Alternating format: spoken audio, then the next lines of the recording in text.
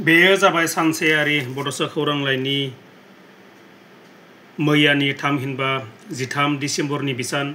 मैयानि बिसाननि थुनलाइयारि आयदायाव सोर सोरनि लिरथिया सेबखांजादों बेखौ फोरमायनो थाखाय आखायाव लानाय जाबाय। जयश्री बर'नि थं गोमानाय गोर्बो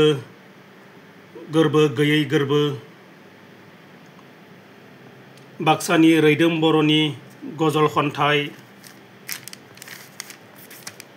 बड'लेण्ड मुलुगसोलोंसालिनि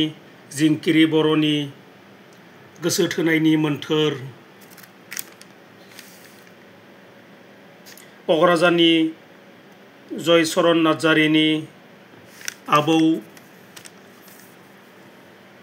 नबिन नार्जारिनि थैसाम, बाक्सानि रैदोम बर'नि जावजा खन्थाइ,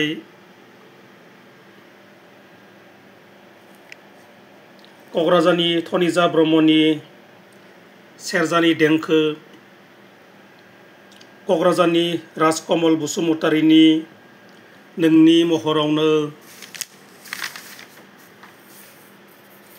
गोदान दिल्लीनि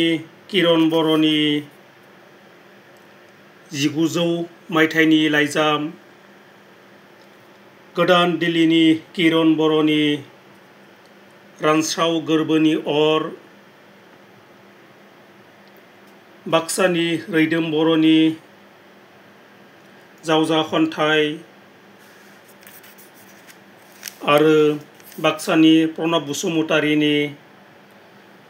दोंब्रै लिमारिक खन्थाइया सेबखांजादों आरो अलंबार दैमारिनि